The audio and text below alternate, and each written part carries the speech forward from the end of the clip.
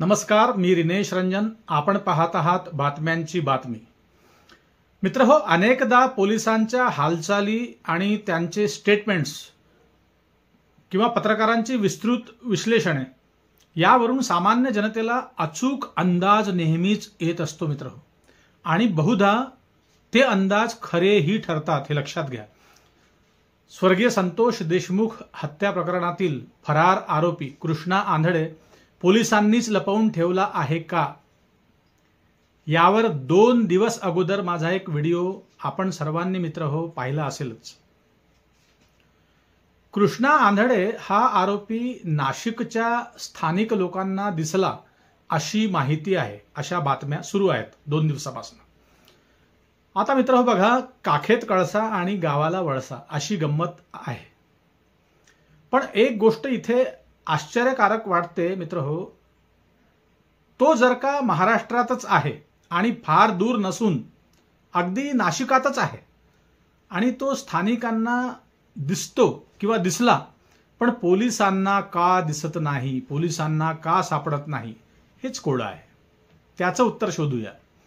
स्वर्गीय संतोष देशमुख हत्या प्रकरण हे काही साधे सुधे प्रकरण नाही मित्रहो. 2025 या नवीन वर्षातील हा सर्वात मोठा खटला, न्यायालयीन खटला ठरणार आहे, लक्षात ठेवा. सर्व महाराष्ट्राचे लक्ष सध्या या प्रकरणाकडे लागले असताना पोलीस कृष्णा आंधळेला पकडण्यासाठी यशस्वी का होऊ शकत नाही, हे अतिशय हास्यास्पद आहे. अगदी पोलिसांच्या प्रामाणिकतेवर प्रश्नचिन्ह निर्माण करणारी ही गोष्ट आहे मित्र. आणि मी यापूर्वीच्या भागामध्ये म्हटल्याप्रमाणे कृष्णा नेमका कुठे आहे हे पोलिसांना माहीत नाही असं अजिबात शक्य नाही, लक्षात घ्या. मुळात पोलिसांना त्याला शोधायचंच नाही. आणि मित्रहो, इथेच या गोष्टीचे रहस्य दडले आहे. हा व्हिडिओ लक्षपूर्वक शेवटपर्यंत ऐका, स्किप न करता. सतीश भोसले उर्फ खोक्या या गुंडाचा चक्क उत्तर प्रदेशात जाऊन, प्रयागराजला जाऊन पोलीस शोध लावू शकतात, मग कृष्णा आंधळेचा महाराष्ट्रात शोध लागू का शकत नाही? भूलथापांना बळी पडण्याचे दिवस आता गेले म्हणावं पोलिसांना. सामान्य जनतेला सगळं कळतं. कृष्णा आंधळे जसा सापडेल किंवा पाणी नाकाच्या वर गेल्यावर कृष्णाला शरण येणे भाग पडेल किंवा पोलिसांचा नाईलाज होईल की त्याला आणावंच लागेल पुढे, तेव्हा पोलीसच त्याचे एन्काउंटर करू शकतात, हे लक्षात घ्या. ही शक्यता नाकारता येत नाही, कारण अशा घटना अनेकदा आपल्या देशात घडल्या आहेत. यापूर्वी कानपूरचा विकास दुबे आपण पाहिला असेल. कानपूरच्या विकास दुबेचा एन्काउंटर अशाच प्रकारे झाला होता मित्र. कारण विकास दुबे प्रकरणात अनेक पोलीस अधिकारी फसणार होते. मोठे अधिकारी कोर्टात हजर होण्यापूर्वीच त्याचा एन्काउंटर पोलिसांनी केला, जेव्हा उज्जैनवरनं त्याला घेऊन येत होते कानपूरकडे. आणि नंतर पोलीस त्याचे कारण सांगताना म्हणाले मित्र, हास्यास्पद आहे, आरोपीने पळून जाण्याचा प्रयत्न केला म्हणून त्याला आम्ही गोळी घातली, म्हणून त्याला गोळी घालण्यात आली. मित्र हो, इथे सुद्धा हेच होण्याची दाट शक्यता आहे. ही शक्यता नाकारता येत नाही.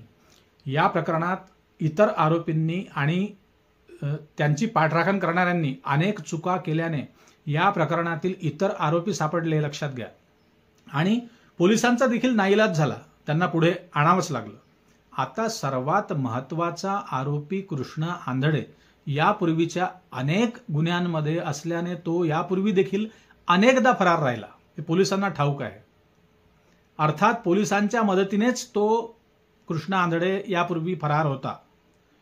यावरून हे अगदी स्पष्ट होते की पोलिसांचे पाठबळ कृष्णा आंधळेला होते. आणि यापूर्वीच्या अनेक प्रकरणात केज पोलिसांचं सहकार्य असल्याने आणखी अनेक पोलीस अधिकाऱ्यांची नावे पुढे येऊ शकतात. कृष्णा नाशिकला असल्याची बातमी आली काल परवा, 2 दिवस झाले या बातमीला. कृष्णा नाशिकला असल्याची बातमी येऊन देखील आता 2 दिवस उलटले आहेत, तरी पोलिसांनी त्याला अजूनपर्यंत पकडले नाही किंवा तशी सविस्तर माहिती देखील मीडियाला, माध्यमांपुढे पोलिसांनी सविस्तर ठोस माहिती अशी दिली नाही. अर्थात या कारणामुळेच पोलिसांच्या प्रामाणिकतेवर प्रश्नचिन्ह निर्माण होणे अगदी स्वाभाविक आहे. कितीही मोठी प्रकरणे घडली तरी पोलिसांना या सर्व गोष्टींची सवय झाली आहे मित्रहो.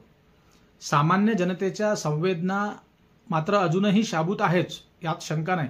परंतु पोलिसांसाठी हा दररोजचा विषय असल्यासारखे पोलीस का वागत आहेत, तर याला सर्वस्वी जबाबदार आहे मित्रहो नेते मंडळी, हे लक्षात घ्या.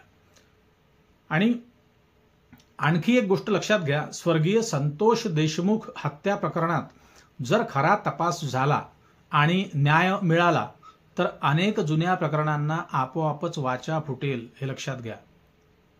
हल्ली वाल्मिक कराडमुळे धनंजय मुंडेंचा संपर्क वाल्मिकशी असल्याने मुंडेंना राजीनामा द्यावा लागला, महाराष्ट्राला ठाऊक आहे. किंवा धनंजय मुंडे साहेब जर दोषी आढळले आणि त्यांना सह आरोपी केलं मागणीवरनं, तर मात्र इतर आणखी नेते मंडळी अडचणीत येऊ शकतात.